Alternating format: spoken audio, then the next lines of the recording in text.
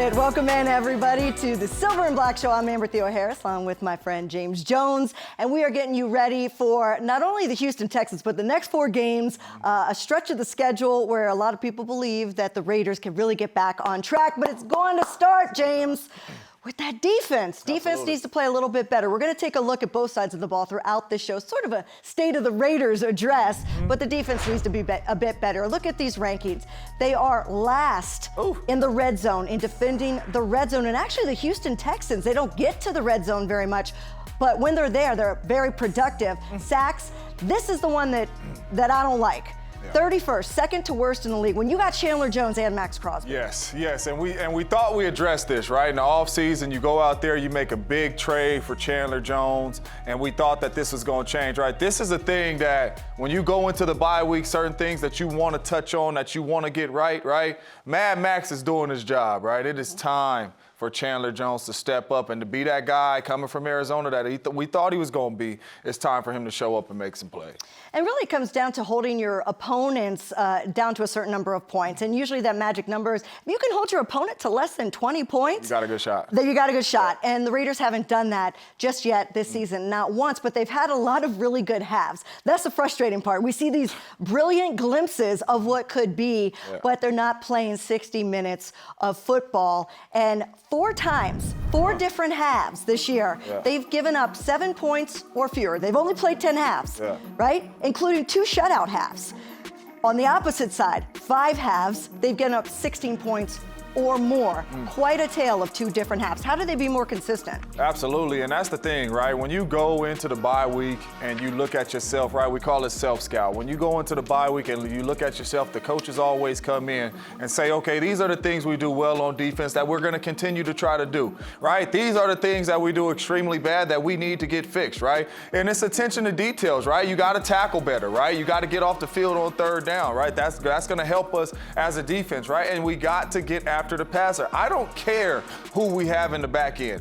I don't care if my little son's guarding somebody, your little son's guarding somebody. We have to get after the passer, and we have to get the quarterback off his spot, right? So those are some of the things, right? We know what we do really well, right? The things that we don't do well, those are the things that we have to lock in on, and we have to make sure we get that stuff done. Getting after the passer is 1, tackling better is 2, right? We need to be more physical. We need to tackle better, no broken tackles.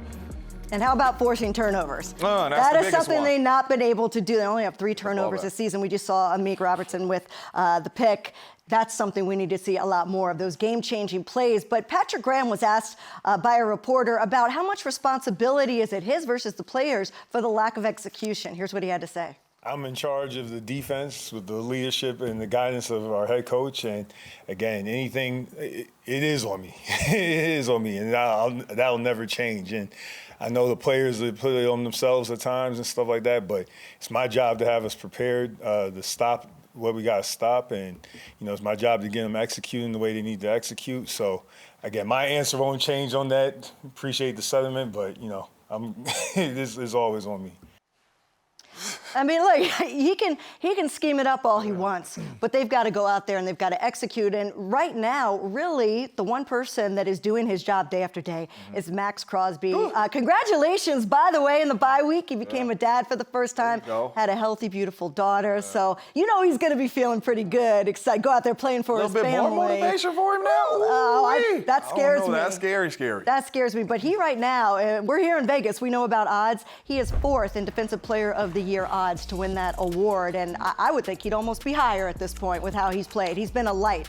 Yeah, the way Maxx Crosby is playing, he is definitely the best defensive player on the football team, and he might be the best defensive player in the world, and he is going to continue to show that, right? You watch these plays right here, this is just him being him, right? The effort, running down plays, getting after the quarterback, the leader that he is on this ball club, it's not going to change with Max, right? You're going to be in trouble trying to block this man for 4 quarters, because if there's anybody on the defense that has been playing 4 quarters, it's him, right? So everybody else needs to watch Mad Max play, and they need to get on his level. But one of the big problems is you need pressure from both sides. And Chandler Jones, we all know how great he can be, how he has been in the past. And it seemed like he was getting a lot closer to getting those sacks in the last game going into the bye against the Chiefs, against a very good offense. Not able to do it. But what are you seeing from Chandler Jones that he could be better? Well, number one, I hope when we self-scouted ourselves this week in the bye week, I hope they don't drop him into coverage anymore, because he's been dropping into coverage a little bit, and I'm like, we didn't bring him here to cover.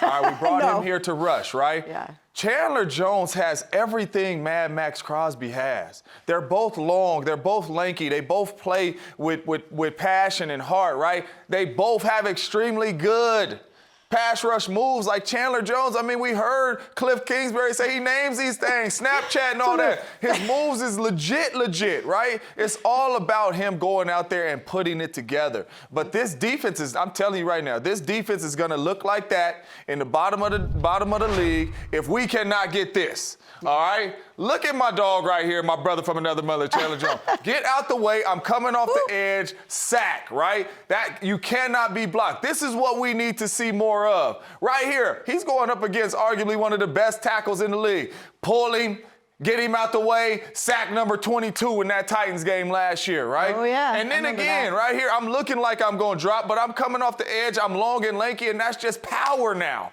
right? If we can get this out of Chandler Jones, and you know Crosby is on the other side, this is going to be problems. And then right here, I'm ready to see him and Max be on the same side and play some of these games right here, run some of these stunts right here, and be able to get after the passer. If we can get after the passer and 55 shows up. Oh, it's a whole different scenario. This Raiders team is going to find themselves stacking some W's and holding people under 20 points and winning games if 55 shows up. Well, the Raiders defense definitely took a tough blow in the bye week. Nate Hobbs goes on injured reserve, so he's going to be out at least 4 weeks, and he has been a heck of a player in the first 5 weeks. And so now it's next man up. Yeah, he was having a Pro Bowl year. I mean, he was doing everything right. I mean, PBUs, pass breakups. I mean, extremely good tackler, playing extremely well in the slot. Just a big blow for this defense. But you know it's one way to help that out, right? When you lose a guy like that, right? Pass rush. That's right. Right? You get after the quarterback. Front end works with the back end. And you see these fellas right here. You force them and let them understand, hey, me and Max is coming. The ball is going to come out quick. All right? Whatever you see, go get it. See ball, go get ball. But losing Hobbs is a blow. That's big. He Gives was an playing opportunity. at a Pro Bowl level. Opportunity for a young guy like Sam Webb to step up, who they've been excited about, and Anthony Averett comes back. He's expected to be healthy, so they're going to have their opportunity to contribute and make some big plays, and that's really what the Raiders need at this point. Coming up, we're going to take a closer look at the offense, which was on fire the past 2 weeks. Can they continue out of the bye week against the Texans? Next on the Silver and Black Show. The Silver and Black Show is brought to you by Cox, proud partner of the Las Vegas Raiders. Allegiant, the official airline of the Las Vegas Raiders. Low fares, non-stop flights. Book now only at Allegiant.com. 1800, the best taste in tequila and official partner of the Raiders. Snap, handoff Jacobs, probes the middle, pushing, touchdown Raiders! He would not be denied. He got right on the back of Dylan Parham and Andre James at a 1-yard Jacobs touchdown run. Gives the Raiders a 13-0 lead 1 minute into the second quarter. He's fresh, you know what I mean? And that's hard to say after as much work as he's had the last few weeks. So the bye week's probably timely for him.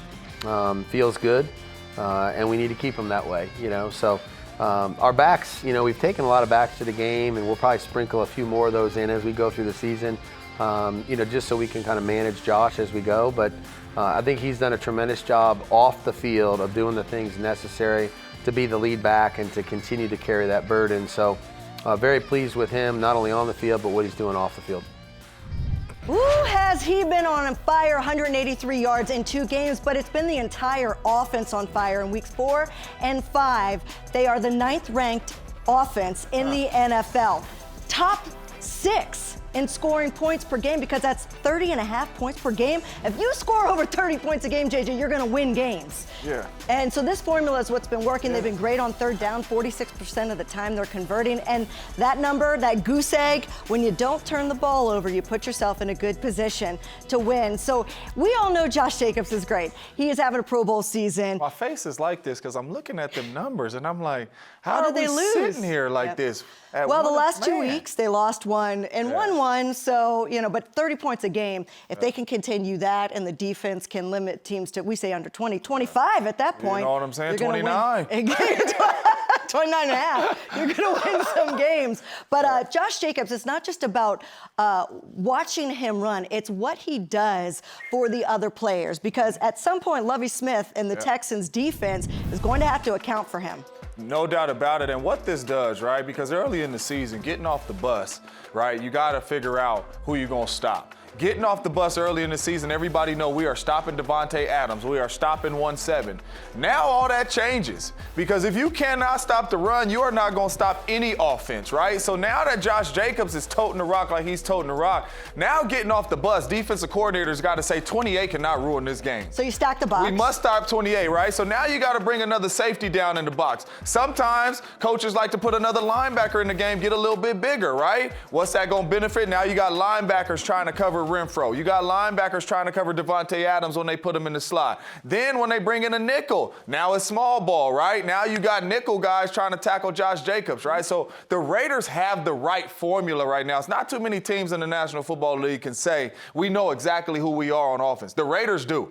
We are going to come downhill at you running the ball with Josh Jacobs, and we are going to get the ball out quick to our receivers on the outside. And if that's the formula, they're going to continue to score 30 points a game. We're going to see a lot more play action pass, right? Because 15% of the time in the first 5 games, that's Derek Carr's usage of the play action pass. That's not enough. When he does it, though, he's top 3 in the league as far as being successful and gaining yardage. So you know now that we're going to see a lot more of that. But here's what Derek Carr had to say about Josh Jacobs running the football.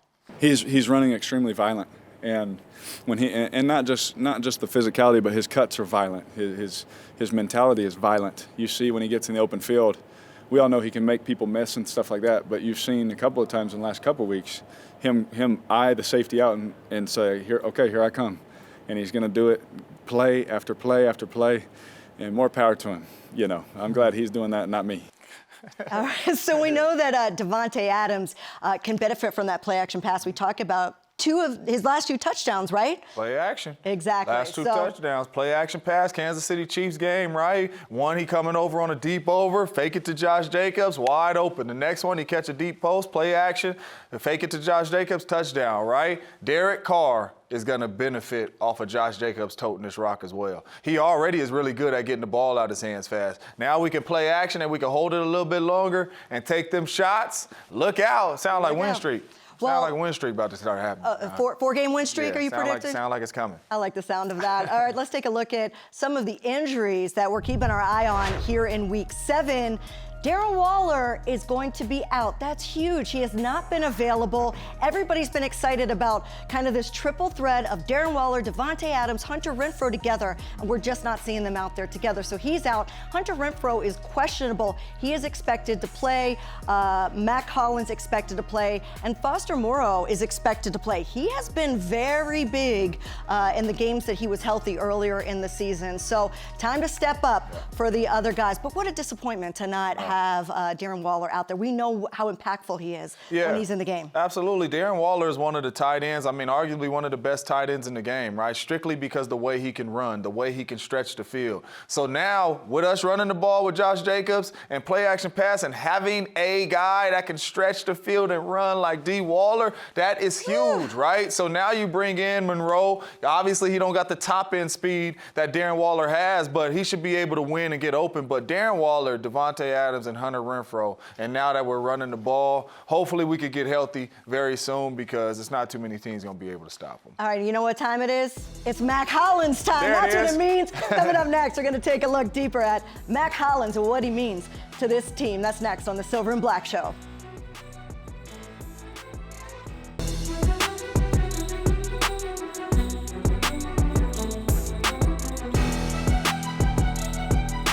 I love facts because education is extremely underrated. Turtles can breathe through their butt. You're only supposed to use a little bit of detergent. When you use too much detergent, it actually makes your clothes not as clean. I grew up in Rockville, Maryland, one of 3 boys. I know as a little kid I was the troublemaker of the 3 boys, and I was able to take that out on the football field, and then as I got older, I was able to control it. I enjoy the physicality of the game. The point of the game is to be physical, and you get an opportunity to, if you want to be the tough guy, you got 60 minutes to get it done. I think it's always funny when guys are like, see me after the game or do this after the game. You got right now, big dog. Over the defense, it's caught. Hollins at the 20. My entire life, I had a buzz cut.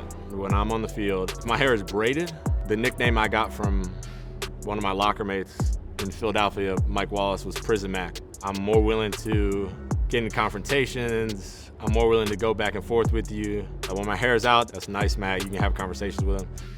I enjoy the 4th down plays. I enjoy crunch time. I enjoy when the game is close. To me, that's the game. That's why I play it. I play it for you have 1 play left and you have to make it happen, because that's what makes my heart go. Lobs one far corner of the end zone for Hollins. Jump ball, grabbed it! Touchdown Raiders! But I know that the only way I'm prepared for that stuff is the things I do from February on, in the offseason, over years and years of practice. Those 4th quarter drives and those 2-minute drives and those last plays come easy. Snap to Carr. Chargers bring 5. Looking right, now left. Fires down the middle. Hollins grabs it at the 30. Anytime I do a first down, I'll put a bag on. The backpack is something that I have done since I was in Philadelphia. And that's, in my mind, just like, we're moving the chains. Let's pack these bags. Like, we're going to keep going. It gives me a little boost anytime I get a first down, because I know that's a fresh start for the offense, and the defense is a little more tired than we are. Sitting in the team meeting, Coach McDaniels announcing the captains, and my name was called, was honestly a shock to me. I'd been on the team for 4 months, 5 months at the time, and I'll always say it's an honor to be voted by your teammates. Getting voted captain was amazing, and something I don't take lightly. You know, it means a lot to me, and it means that I have to do more. It's easy to lose games if the captains aren't holding guys to a standard, and that's why you were elected a captain. That's why I was elected a captain, is to keep guys at a high standard, and that is difficult, but that's the burden that is placed upon captains. 3 seconds into the 4th, and A.J. Cole on the punt. For the 4th time, high spiral. Washington looks forward. It bounces at the sideline. Checks up at the 2. Hollins taps it back, and it's down inside the 2. Mack Hollins does it all again. I try to think of myself as the guy that's kind of able to bridge the gap in the locker room. You know, I'm technically a special teams captain, but I play offense. And special teams is kind of on the defensive side, so I'm cool with the defensive guys. And I think I have an advantage in that point where I'm able to play more than one role and kind of bridge the gap a little bit. When I approach the game or a workout or a practice, in my mind, you can always get better. Whether it's 5 minutes of extra film, 5 minutes of extra meetings, 5 minutes of extra practice, focusing on one more thing individually as a player, lifting 5 more pounds, whatever it is to get you just slightly better, that's what I have to continue to push guys to do.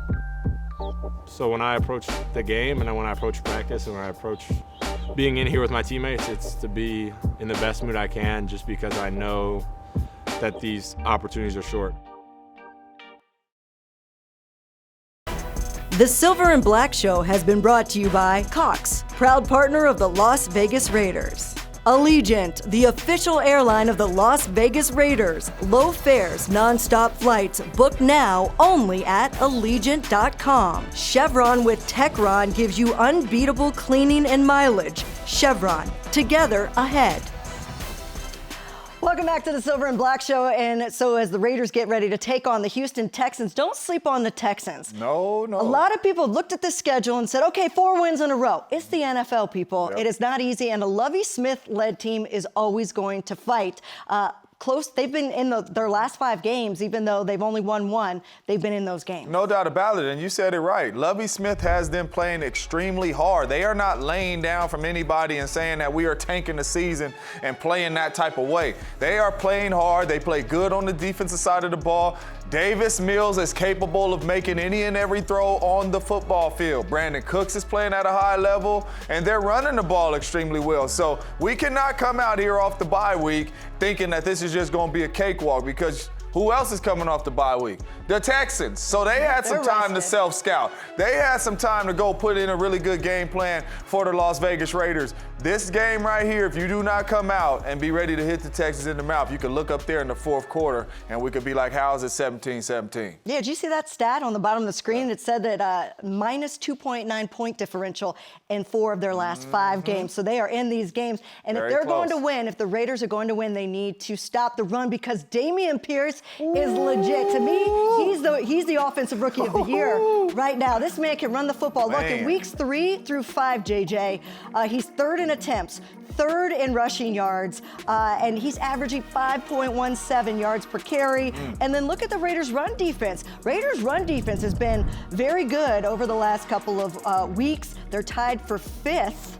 As far as a run defense. How do you stop this man, though? It's like the game gets started when he gets hit. Man, I'm telling you right now, and that is how you stop him, right? Do not come up trying to hit this man. And if you do not understand what I'm saying, Raider Nation, we cannot come up in here and not wrap up and think we just gonna come in here because we've been in the weight room and we think we finna just throw our shoulder into him and knock him down. You have to wrap up and drag him to the ground. As you can see right here, he is running through every arm tackle. Do not play with this man. Wrap him up, not on the waist, on them ankles, on them legs, and get him to the ground. Do not let him have too many yards after contact, because he's running. He has more yards after contact than he does total rushing yards this year. That's crazy. It's just getting started when you hit him for the first time. Got to take him down.